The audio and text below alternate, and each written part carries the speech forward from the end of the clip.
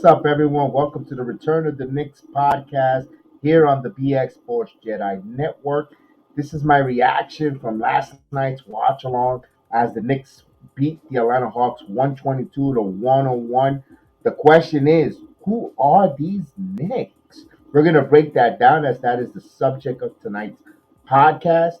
Of course, we did the watch along last night.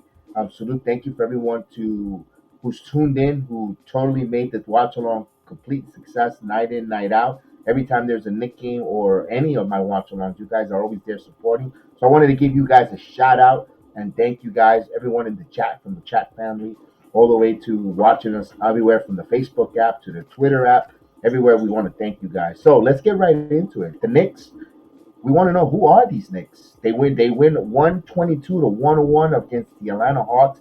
Not only that, they closed out well, not mathematically the midway point, but the All-Star break on a three-game winning streak. What a record for the Knicks! What a year of difference makes. They as of they're sixth seed all alone in the Eastern Conference. When they return, they get 9 days off to heal, to get ready for the grind. That's going to be 22 games. You could say a sprint, or you could say, yeah, you could say a sprint to the finish, because when we blink our eye, a blink of an eye, the playoffs are right on top of us. Of course, there's going to be a lot of jockeying for seeding from here until the end of the season. But who are this team? A lot of folks were saying this team is going to win possibly 30 games. They might be in the lottery. At best, a 10 seed, a 9 seed who's just going to sneak into the play-in game.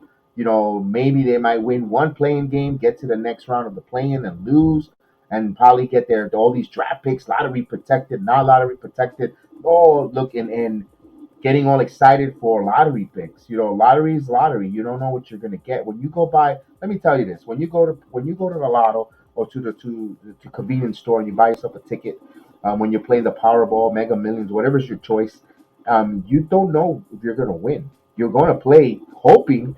You're hoping that you're gonna win some money. You're hoping that you get those six magical numbers, but a lot of times you don't come out a winner, and that's what it is. When I don't know, and I know it's apples to rocks, but when you go to the lottery, you don't know what these players are. Have you?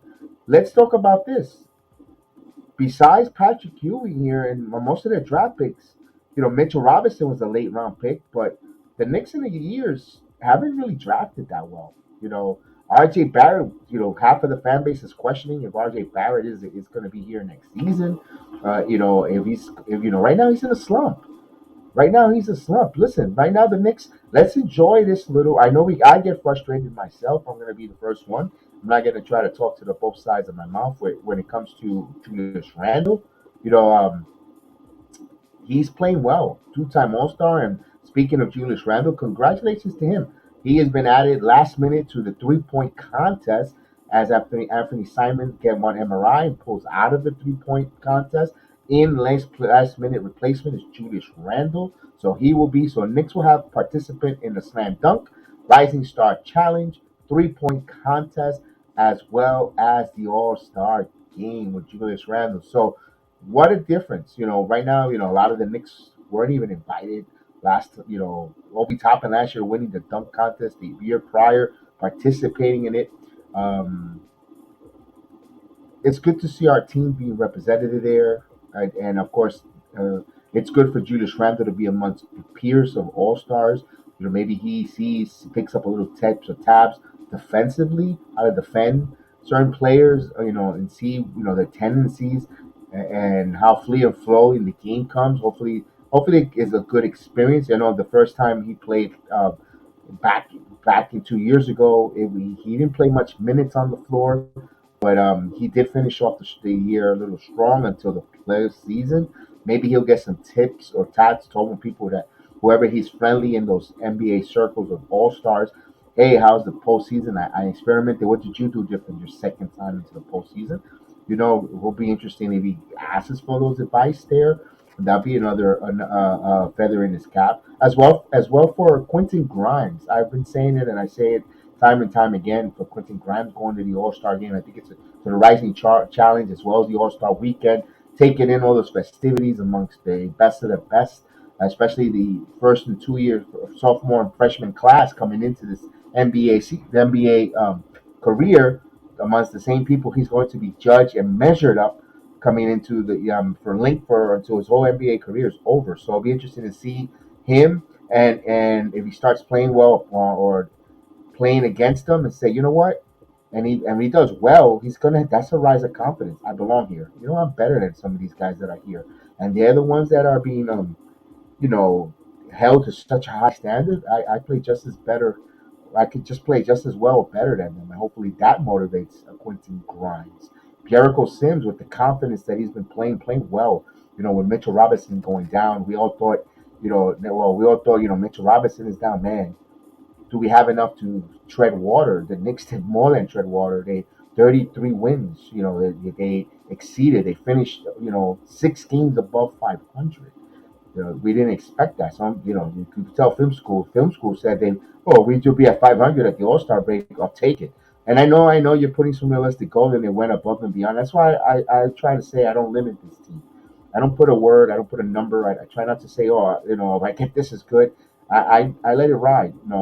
I'm not going to limit my basketball team or any of my sports team. I'm going to go enjoy and let them win as many games as they possibly can, physically, mentally, and athletically.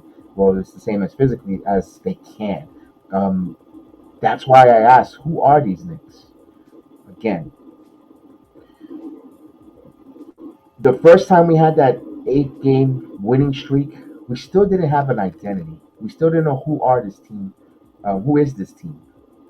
They played well. They won some games. Maybe they played a couple teams where some of their stars injured, caught some teams, that back to back with Chicago, who they were reeling. That was very impressive in December. But we still didn't have an identity. This team now at this at the 80th mark, at the 60th mark of the season, excuse me, at the 60th mark, we could tell this team is a top 10 in offense. I believe they're ranked number 6 in points per 100 possession per game. They're 17th in defense. They don't. Yes, they still don't shoot the three ball well, and they're not gonna outshoot you three. Although last night against the Hawks, they were phenomenal. They shot well. They really shot the three ball well. They shot 56% from the field on the free, and of course they out rebound the Hawks last night. That's who the Knicks are. They're a good offensive team. They've got at night they have three capable scorers who can give you over 20, 22 points a game. Brunson, Randall, and you could pick your third tertiary complementary scorer. It could be either R.J. Barrett, Emmanuel Quickly. Now the emergence of Josh Hart could give you anywhere from 21, anything from 19 to 21 points, and any given night. It's a refreshing thought. I know you want some consistency. So I know all of us want to be constant in everything in life. You want everything to be constant, but at least you have a two-headed guys that could give you 21, averaging around 21 to 24 points between Brunson and Randall. But then when you get that third complementary player, especially if Barrett, see, Barrett, I think he needs some time off. And I'm glad I mentioned that on that third scorer. With Barrett, I believe he's fine. I think Barrett is still having some remnants of his finger. I believe that finger, that cut, is still bothering him. I think he just needs to continue. But when he drives to the basket, his first initiative move to go to the basket and slash, he is very good finisher towards the basket. Now, if you need him to hit a three ball, to really sink a team or really get going, boy, he's a little rough.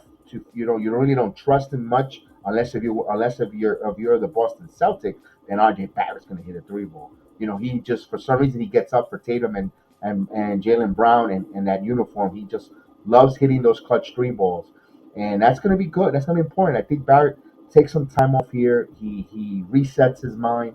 He gets disconnects a little bit from basketball. Go on vacation. I've said it before. I was saying that on my program last night. He goes out, go take a vacation, go to an island, go to Bahamas, do something Cabo, just relax for a couple days.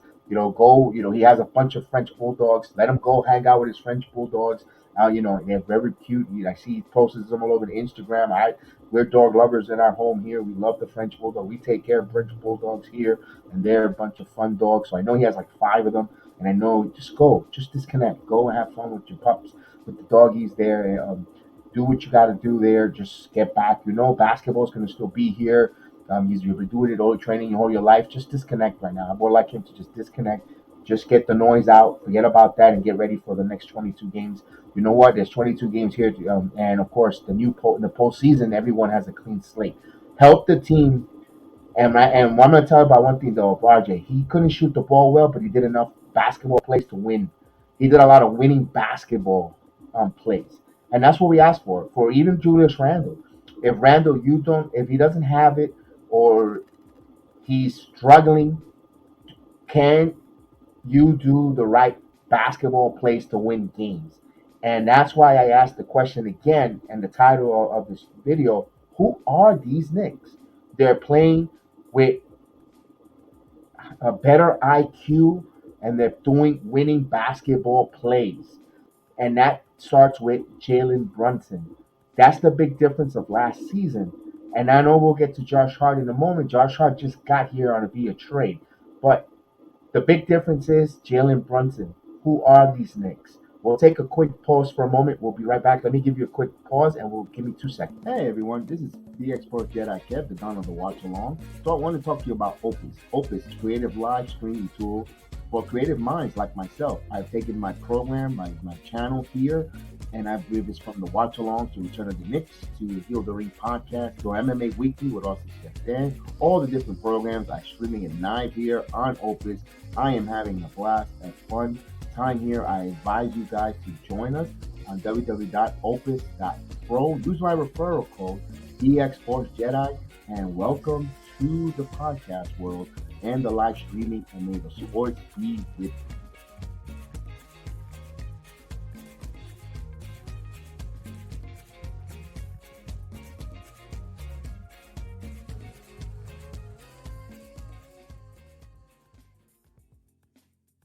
All right, we're back there. We took a little break there.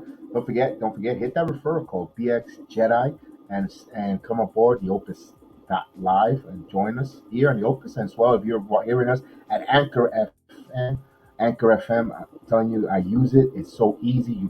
It's a one stop shop to put all your audio podcasts throughout the whole audio podcast. You do it here on Anchor, and Anchor does it. All the rest, you download it, you put your thumbnail video, you even do video podcasting as well. So it's fun, it's easy to use, and it's when also in StreamYard as well. We do that. We also do our streaming here in StreamYard. So I just wanted to give that plug, the services that I use myself, and enjoy. And as well, guys, we know that the gig game just passed. Now it's Elimination Chamber, the WrestleMania season, NCAA tournament, the NBA basketball, and I like to use Drizzlies. Drizzly is a service I love to use. They in 45 minutes or less, you get yourself a bottle. You don't have to go and expose yourself driving, getting pulled over with not an open bottle, but a closed container in the car. They'll come deliver to you. Use my promo code as you see it there is J RHHR and save $5 on that. So of course, thank you guys there. So save some money and let's get right back at it. I was asking the question with Jalen Brunson coming aboard to the New York Knicks tonight, this season, and he has brought a high basketball IQ. And it doesn't matter, that's why a lot of things, a lot of scouts looks at a lot of players, what colleges they go to. That's why you see, oh, why did the NBA always scout or always pick the same colleges? Duke, Kentucky, Louisville, the Kentucky. And it's because a lot of these schools produce good basketball programs with high IQ players. Villanova, Jay Wright, taught these kids the way meaning of good basketball, how to play the game right. Look at Jalen Brunson, Sadiq Bey, Mikal Bridges scored his career high with Brooklyn that last night. Close to over 40 plus points. You see Josh Hart. You see others, Villanova Wildcats. They won national titles. They're a smart basketball program, well coached. You saw that with Krzyzewski with the Dukes. When they were able to stay for more than 2 or 3 years under Krzyzewski, they flourished. They did well. Jim Boeheim putting them the right fundamentals. Basketball players that are in the pros, they all don't have to be mega superstars, but they're solid professional players. With depending on the college, that's why a lot of NBA teams like drafting and like working with teams with college team players from certain colleges, certain regions, the SEC, Big Ten, and so forth. So the Knicks with the Big East, we saw that with the Ewing era, the Ewing and all the different Garth Jackson, all the different Big East players that came up and played in the NBA that Hall of Famers. So my point is here, Villanova playing. If you draft and scout players with high IQ, and sometimes they might not be the most athletically gifted, but if they do the right fundamentals correctly and execute the X's and O's and the fundamentals of basketball, you could win. And that's why I keep asking, who are these Knicks? Can these Knicks surprise the NBA naysayers? There's even podcasters who think they're just a play-in. I'm not limiting this team. I'm not saying they're going to be a play-in. I'm not saying they're going to be a fourth seed. I'm not saying they're going to be a 5, 6. I'm not limiting them. I'm just going to sit back and enjoy these victories, the wins, the games, and they at the end of the day, no matter how much I say who I think they are, who I think they're going to be, it's the players who's going to determine what seeding and how far they're going to go. That's why I don't fall into that trap. Personally, as a wishful thinking, personally, I would love them to go back and win the fourth seed. It's a pipe dream. It might be, again, I'm not limiting them. They're 5 games out of the Cleveland Cavaliers, 4.5, 5 games with 22 to play. They're right now in the 6th seed. They secured that victory against the Hawks. They're 3.5 games ahead of the Hawks and that's a big plus. You know, Not everyone wants to see them. I don't want to see them in the play. And there's folks that would like them to go and fall to the play in eighth or ninth and lose. And they could. And yeah, it was a good season of progression. But then they get a lottery pick. They keep that lottery pick for what? So you could pick 13th, 11th, or whatever, and get a player that Tom Thibodeau's going to sit on the bench and not play. He's going to sit a whole year. So we could have had team. We could have had the kids. This is why I got to push back a little bit, and I get irate. I get bothered because yeah, and of course there's some reputable podcast, and I'm not this. Don't no attacks. It's not an attack. This is my opinion because I'm not going to pay a super chat for you to hear me out. That's why I have my own podcast, and I will talk about it. So if you want to listen, if you listen to it, then here it is. I don't have Thank you for listening, but you guys want them to get it, play now, play in the play-in, lose in the play-in, so they can keep their draft pick. They'll keep it and draft another player and this and that with all these hoarding all these draft picks. But guys, the coach don't play these young players right away. You're going. I rather have my players that are currently on my club get in the postseason, get that postseason feel what it feels like, that atmosphere, that environment. And I know they went in the we here season. They left a sour taste. I want them to go in there with that sour taste to find redemption. Not wait 2 years, then things it just goes over. I want them to go this year, go in there with that bad taste. We missed it last year. We're back here. We have that bad taste. We were gentlemen swept. Now let's go wreak havoc. I want them to go and taste that. I don't care right now. To be honest with you, I'm going to be like the LA Rams GM. F them picks. Screw the picks. You know what? We're going to pick. That's fine. But you know what? Right now we got to. The team is young anyway. This team is complete. It's so young right now. We want to bring more young players. Absolutely, you always want to upgrade and bring up players. But if you miss 1 year without, just go and play in the playoffs. As a Knicks fan, I want to see them in the postseason. Everyone said, "Well, they're not going to win the world title." I never limit my team. Never say never. The ball is round. If any bounce can go anywhere. I know it sounds delusional because I know Boston is strong and Milwaukee. I hear the name. Oh, they're not going to be Boston. They're not going to be Milwaukee. They're not going to be the 76ers. Anything could happen. And anything could happen. I know it's a 7 game series. Usually, the better talent, the better team ends up winning. But you never know. An ankle. I'm not wishing injuries either, but you never know. Something could happen. You know, do we know that the Boston head coach is going to make the right decisions in the postseason? You might make a blunder. You might catch Boston. And, you might be able to beat Boston. You never know. Well, I don't think so. Boston is too strong. When you got we'll have plenty of time to match it up. be honest with you, the only team that I worry about in the Eastern Conference, two teams, and I know people like, oh, we could probably beat this team. I don't think so. I think that Knicks will have a hard time with the Milwaukee Bucks, and I think they'll have a hard time with them, and they have a hard time with the Cleveland Cavaliers. I'm not afraid of Boston. Everyone says they're the most flourished team in the East. They're going to go into the postseason. They're going to go represent the NBA Eastern Conference in the finals. I personally, I could sit here confidently and look and say I'm not afraid of the Boston Celtics. I think my Knicks will do good against the Celtics. I think their wings are good. The Knicks are a team with good wings as well. With the addition of Josh Hart, if Barrett could find himself striving back to where he was, um, I think we have a three-headed center now that the Knicks could play there. Robert Williams is no world beater. I know they got Mosala now with the Celtics. I haven't seen how that looks either. Marcus Smart is very good, but Jalen Brunson's another level. I know they're a good, solid team. Harford, I know that, but the Knicks bench starting to play well. Remember, we still have an Evan Fournier who, when for some reason he sees that Boston Green. I don't know if he'll play in the. I don't know if Thibodeau will put him in the rotation to play in the postseason. But I'm just saying we have players that do well scouting wise against the Celtics team.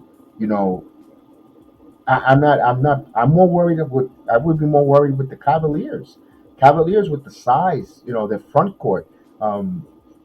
And the comparisons, Donovan Mitchell in the postseason. Do we see a and Brunson matchup again? That was fun last year, Utah and Dallas for them. That's a fun. That'll be a fun to watch those two go at it. And Mitchell wanted to be in New York and couldn't get here and might get like a goal. You could hear the national stories writing. Oh, Brunson, it's going to be Mitchell getting his revenge on the Knicks for not trading for him and XYZ. That ESPN will have a field day with that. But that's for further down the line there. So we don't know who this team is. I think this is a good team. My question is, I asked this: the Knicks are a good team. They're not just they're not NBA caliber winning championship yet. We have guys that are emerging. Is that superstar on this team right now? It might not be here, but can we discount or discredit what Jalen Brunson has been playing? He's got 40-point games. Last time I saw, I know now with the three ball and everyone now shooting, scoring, but Brunson, not that many players before Porzingis. I don't remember Porzingis giving us that many 40-point games. Um, Randall, not in a season that many 40-point game, and he's our two-time All Star. Uh, can we get when I know Brunson didn't get elected or picked into the All Star game, but his numbers well deserved.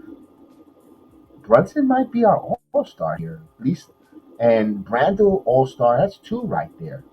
You know, last time I saw, the Pistons won world titles, and they had just the right All Stars like the Knicks kind of similarity. I'm not saying they're not the Detroit Pistons. The Knicks got to defend better, and of course they need more three. They got to be more consistent for three. If the Knicks become more consistent in the last 22 games hitting the three ball, and of course teams under Tom Thibodeau always finish off strong. That's one thing about Tom Thibodeau's coach team. They always end the season on a strength. They never regress. They don't get worse. They get better. And now the 33 wins, could they get better out of the 22? Do we see? I don't know. Could we see another 10, 13 games to win for the Knicks or more? I don't want to put a cap number on them. I want them to win as many games as they want. I know they get this next 9 days off and they return Friday against the Washington Wizards on Friday night Knicks. I can't wait to see that. They'll be in Washington on the road to start that. And one thing the Knicks are doing, they're winning on the road. They finally got they're a couple games over 500 at home. They have 17 road victories, the most in the NBA. They're in handful. They're in handful right now. And now with the addition of Josh Hart, my God, the versatility that Josh Hart brings. You saw him already hitting. He's right now. I know it's a small sample size. He's inspired being on the Knicks, but he's shooting close to 67% from 3 point land. I know that number is going to go down when once he's getting more attempts and it's XYZ, but you could tell that he has a shot of adrenaline. He added a shot of adrenaline to the Knicks, to that roster, to boost that roster. They play now defensively more, especially the way they closed out that Brooklyn game. They closed it out strong. They closed out the Hawks game. They went away on a rocking chair victory. This is semblance of the way they did it back in the We Here season 2 years ago. The Knicks will close out teams in the fourth quarter and take it and pull it, and they establish themselves defensively. Josh Hart, it seems to be. I don't know if he's going to have the same offensive powerless, but the same impact that Alec Burks was giving us off the bench 2 years ago. And I don't know if, like, I don't think Josh Hart has the offensive game like Burks. Burks was a microwave. Burks will score, would have got you like 18 points, maybe in a quarter. I'm being exaggerated, but you get the point. He's just a micro that could just take some shots and score in that fourth. But Josh Hart plays such an intangible defense, rebounds the ball better, cuts to the basket. Him and Brunson has some good ESP. You saw him throw a lob to Obi Toppin. Obi Toppin hitting the three ball, very efficient in his limited time. If Toppin is going to shooting with that confidence and he's going to be a lethal 3 point shooter, he's going to get more minutes down the stretch here. He's going to be an important factor. I think this is going to take a 10 to a. To be honest with you, I know Thibodeau's playing 9 and might get cut to 8 or maybe stays at 9 down the stretch here. But I know the games are getting shorter. But I think, to be honest with you, the Knicks are going to need a 10 to 11 man rotation to finish this season off. And they don't have to play all 11 at the same time. I'm talking about it's situationals. Off night here, you might bring this guy for a couple of minutes. I think it's going to take it's a whole team effort. But I think down the stretch, he's going to need 11 people to tap on the shoulders and need to get ready. I think the Knicks could do this here. Do have a phenomenal 22 games left in this season, and then we'll find out who these Knicks are. I'm gonna tell you one thing: I don't think they're a playing team. I don't think they're playing a lottery team. This team is not a. This team is too good. When you're six in points per 100 possession, you that says something. You're a good offense.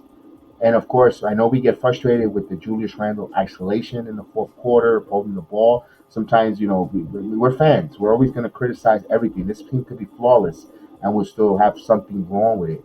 We'll find something. But this team is a fun team again. They're getting fun. They're getting exciting to watch. Especially going through what we went through last season. You see Randall's playing much more looser, much more happy. It's starting to look like the same team that we saw 2 years ago. They like playing with one another. You see that fun. They're making it fun. They're making it exciting. Winning is the best deodorant in all of sports. It masks, it hides all the stench, and their Knicks are winning, and they're doing it fun. They're doing it quick. Boy, just look for that transition game to get even greater. With the way when Mitchell Robinson returns, I know Mitchell Robinson is going to get evaluated. I know they were saying he was doing some like contact. He's going to have someone from the Knicks organization return back home for him to work with him if he goes back to Louisiana off this All Star break. If he stays in the city, well, he'll have someone working. They're going to try to ramp him up and get him back. And of course, it's going to take a couple games before Mitchell Robinson gets back in basketball shape. That's why I keep saying it's going to be a 10, 11 man rotation that Thibodeau's going to need. I think you still need to play the three centers, and then you start taking some minutes away slowly but gradually. And when Mitchell Robinson comes back, you want to bring him in slow. I hope Mitchell Robinson comes back. Don't overdo it. He doesn't need to overextend. He needs to play smart and play well and just man the paint. He doesn't have to go 1,000% off because you got help here. You got guys who, it's not if he has to pull out, come out. It's not gonna lose. To say anything. Isaiah Hartenstein's played extremely well. We know he had a rough December.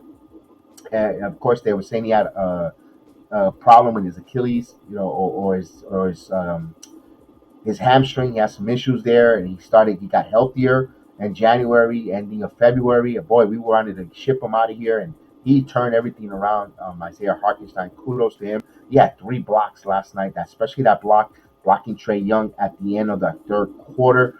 Really helped the Knicks there keep that 10 point lead, or not allow them to take it close to 10. It was, I believe, a 13 point lead. Knicks added that. and they added, and the Knicks took a lead into that fourth quarter. There was a lot of key moments there. Julius Randle, I want to give him his flowers there on the offensive rebound. Two big offensive rebounds there. Even though I criticized and said he looks like he was sucking wind. He looks like he was exhausted, but he was there, right place, the right time. He got those two offensive rebounds, and of course that putback with the 3-point play, showing why he is a tough handle underneath the basket. Just think of that. Randall fighting for the offensive glass, crashing the boards.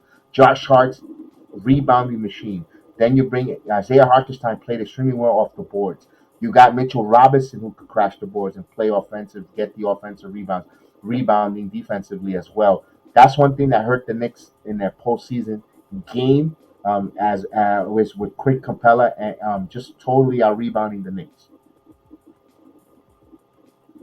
and not having a center who could score the way Nolan's Noel when we were shorthanded on that postseason with no Mitchell Robinson. That was a hamper. We didn't have Mitch in that postseason, and Nolan Noel was a good defender, good rim protector, but he couldn't catch a code underneath that basket. But now we have Hartenstein who could score, who can move and who can play defense, and also Jericho Sims. And I like the fact the Knicks got some depth here. Who are them? They are a playoff bound team. They're a good team who are playoff bound, and we have to just continue to enjoy it, continue to watch back and grow. Hey, personally, I would love to see Obi Toppin play 20 minutes. I would have. But right now, the circumstance is not dictating for that.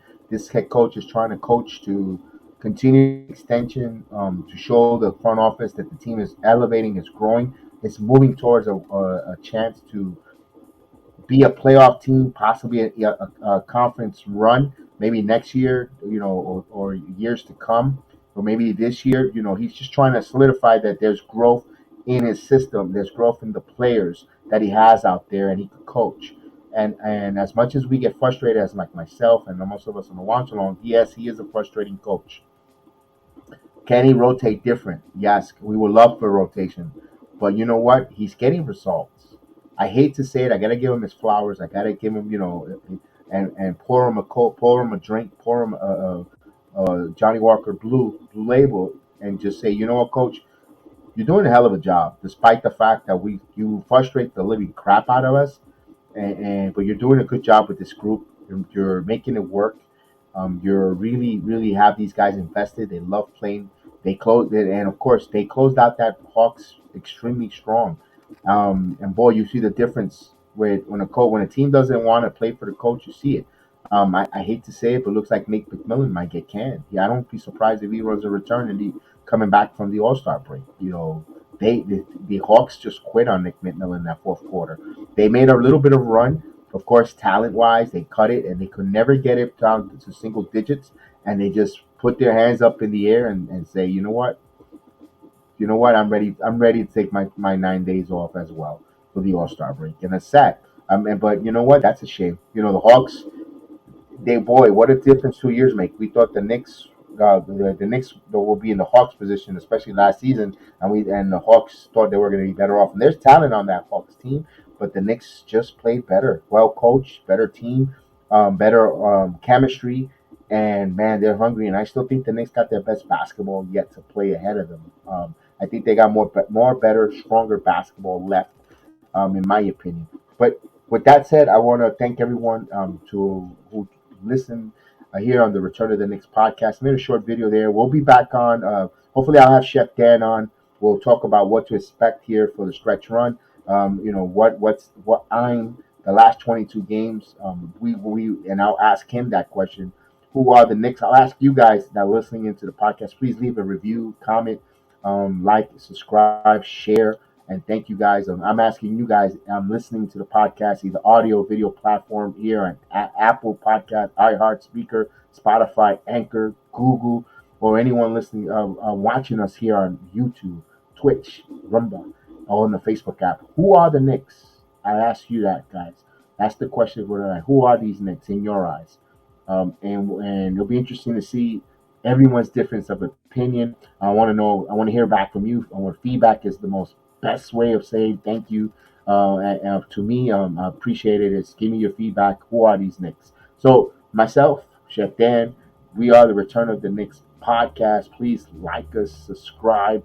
Thank you for giving us the opportunity. Don't forget to take advantage of this live. They're looking for content creators. We want to do a program, but we want to be a panelist here.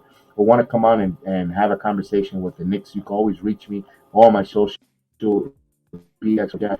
You reach me there. You could email me at bxjedi76 at gmail.com. And of course, we'll have you on. I love having open panel discussion. And we'll see you next time here. And we'll be back on before the Friday night Knicks tip off. We'll keep an eye on the All Star game festivities. If we'll comment if Julius Randle wins the 3-point contest, we'll have a video the next day or the Monday after the All Star game. We'll see how he does in the All Star game, and hopefully, who knows, he might be All Star MVP. But that'd be phenomenal, man. What a 2023 if that were to happen. Boy, wishful thinking, but never limit our players. If the slam dunk champion comes back again, back to Madison Square Garden, if Jericho Sims now brings back the trophy, back to back with two different players, that'd be phenomenal. That'd be history there. I don't think that has happened in NBA history, and of course, um, maybe in the Rising Star Challenge, we have the We Coming Out party of Quentin Grimes, putting the NBA young talent on notice that he has arrived. So interesting. Good luck to all our Knickerbockers there. We'll be rooting and cheering for him. And of course, guys, I am BX Jedi Kev. Have a wonderful, wonderful rest of the week.